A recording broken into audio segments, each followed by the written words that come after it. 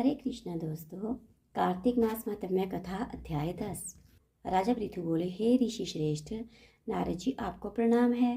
कृपा अब यह बताने की कृपा कीजिए कि जब भगवान शंकर ने अपने मस्तक के तेज को क्षीर सागर में डाला तो उस समय क्या हुआ। नारद जी बोले, हे राजन, जब भगवान शंकर ने अपना वह तेज क्षीर सागर में डाल दिया तो उस समय वह शीघ्र ही बालक होकर सागर के संगम पर बैठकर संसार को भय देने वाला रुदन करने लगा।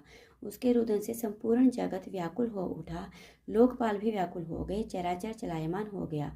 शंकर सुवन के रुदन से संपूर्ण ब्रह्मांड व्याकुल हो गया। यह देखकर सभी देवता और ऋषि मुनि व्याकुल होकर ब्रह्मा जी की शरण में गए और उन्हें प्रणाम कर स्तुति करने लगे। उन सभी ने ब्रह्मा जी से कहा, हे पितामह, यह तो बहुत ही विकट परिस्थिति उत्पन्न हो गई है। हे महायोगिन, इसको नष्ट कीजिए। देवताओं के मुख से इस प्रकार वचन सुनकर ब्रह्मा जी सत्यालोक से उतरकर उस बालक को देखने के लिए सागर के तट पर आए। सागर ने ब्रह्मा जी को आता देखकर उन्हें प्रणाम किया और बालक को उठाकर उनकी गोद में दे दिया। आश्चर्यचकित होते हुए ब्रह्मा जी ने पूछा, हे सागर, यह बालक किसका है? शीघ्रता पूर्वक कहो। सागर विनम्रता पूर्वक बोलोगा, प्रभु, यह तो मुझे भी ज्ञात नहीं है, परंतु मैं इतना अवश्य जानता हूँ कि यह गंगा सागर के संगम पर प्रकट हुआ है। इसलिए हे जगत गुरु, आप इस बालक का जात कर्म आदि संस्कार करके इसका जातक फल बताइए। नारद जी राजा पृथु से बोले, सागर ब्रह्मा जी के गले में हाथ डालकर बार बार उनका आकर्षण कर रहा था। फिर तो उसने ब्रह्मा जी का गला इतनी जोर से पकड़ा कि उससे पीड़ित होकर ब्रह्मा जी की आंखों में अश्रु टपकने लगे।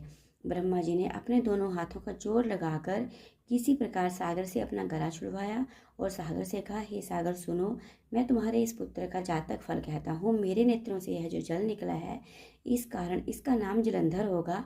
उत्पन्न होते ही यह तरुण अवस्था को प्राप्त हो गया है, इसलिए यह सब शास्त्रों का पारगामी, महापराक्रमी, महावीर, बलशाली, महायोद्धा और रण में विजय प्राप्त करने वाला होगा।